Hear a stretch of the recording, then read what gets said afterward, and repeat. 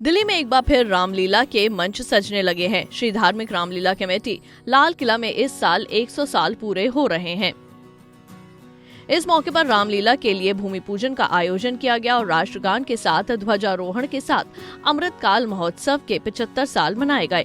धार्मिक रामलीला कमेटी के द्वारा भूमि पूजन का कार्यक्रम किया गया। इस भूमि पूजन में भाजपा हो या फिर कांग्रेस या फिर आम आदमी पार्टी, सभी के बड़े चेहरे और बड़े नेता इस भूमि पूजन में मौजूद रहे। इस मौके पर बीजेपी नेता मुख्तार अब्बास नकवी, मनोज तिवारी, सतीश उपाध्याय समेत कई नेता मौजूद थे। इस बार रामलीला देखने के लिए विभिन्न देशों के राजदूत और राजनयिक शामिल होंगे। इस बार दिल्ली के रामलीला मैदान में 15 अक्टूबर से रामलीला का आयोजन होगा। तो बता दूं कि 1923 में ये रामलीला हमारे पिताजी के दादाजी ने शुरू करी। पिताजी ने नहीं शुरू करी थी, पिताजी ने ये रामलीला संभालनी शुरू करी 1950 से, और उनका निधन हुआ था 2008 में। उसके बाद मैं देखना शुरू कर रहा हूँ। तो हमारा बहुत गर्व है मुझे अपने ऊपर कि हमारी 5वीं जनरेशन, हमारी फैमिली की 5वीं जनरेशन इस रामलीला से जुड़ी हुई है, और बहुत और लोग भी हमारे सदस्य जिनके 5वीं जनरेशन इस रामलीला से जुड़ी हुई है। तो ये तो बहुत अच्छी बात है हमारी कि हमारे कई लोग हैं जो हम 5वीं जनरेशन जुड़े हुए हैं, और सब लोग बहुत प्यार से, मोहब्बत से आपस में एक दूसरे के आदर सम्मान के साथ जुड़े हुए हैं, और इस रामलीला को जितनी अच्छे से अच्छे ढंग से प्यार से चला सकते हैं उसकी कोशिश करते हैं। वहीं भाजपा के सांसद मनोज तिवारी और भाजपा नेता मुख्तार अब्बास नकवी ने भगवान राम के जीवन का वर्णन किया। राम जी का संदेश जनता में जाना मतलब मर्यादा का संदेश जाना है। आज पूरे विश्व में जो सबसे ज़्यादा आवश्यकता है वो है मर्यादित रहने का,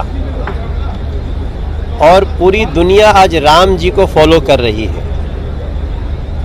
राम सृष्टि भी हैं, राम सृष्टा भी हैं, राम दृष्टि भी हैं, राम दृष्टा भी हैं, राम मानव भी हैं, राम ईश्वर भी हैं। ऐसे राम के जीवन से कुछ चुरा लीजिए, थोड़ी थोड़ी मर्यादा सब हम सभी थोड़ी थोड़ी अपनी बढ़ा लीजिए। और मुझे बहुत प्रसन्नता है कि मैं आज उस रामलीला के भूमि पूजन पे हूँ, जो दिल्ली ही नहीं, मुझे लगता है कि पूरे दुनिया की एक अद्भुत रामलीला का सबसे प्रथम सोपान है।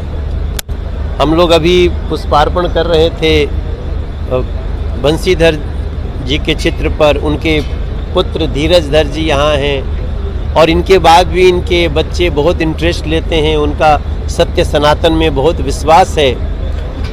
तो हमारा एक ही उद्देश्य है कि राम जी को दिल में बसा लीजिएगा, उलझन कुछ अगर होगी तो मिटा लीजिएगा। कई लोग इस समय उलझन में हैं, जो लोग सत्य सनातन से दूर जा रहे हैं, जो भारतीय संस्कृति से दूर जा रहे हैं, वो राम से भी दूर जा रहे हैं, कृष्ण से भी दूर जा रहे हैं। तो इसके लिए हम ज़्यादा से ज़्यादा रामलीला से जुड़ें, ये बहुत आवश्यक है।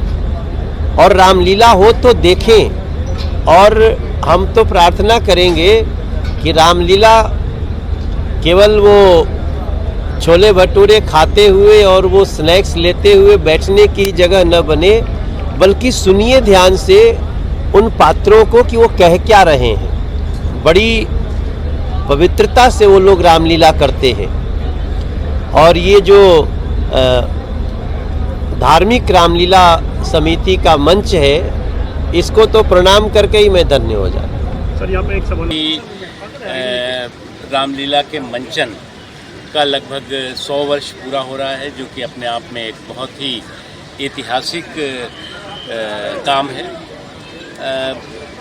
जिस तरह से भगवान राम ने पूरी दुनिया को जो सबक और संदेश दिया, मानवता का संदेश दिया, और अराजकता और अहंकार पर कैसे विजय हासिल की जा सकती है उसका संदेश दिया।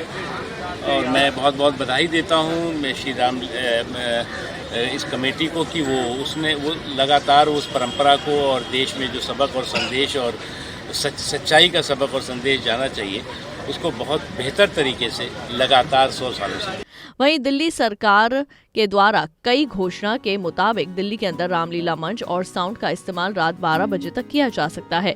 वहीं मनोज तिवारी ने कहा कि ये सुविधा पहले ही दिल्ली के उपराज्यपाल के द्वारा दी जा चुकी है। दिल्ली के मुख्यमंत्री अरविंद केजरीवाल खुद क्रेडिट लेना चाहते हैं, इसलिए घोषणा कर रहे हैं।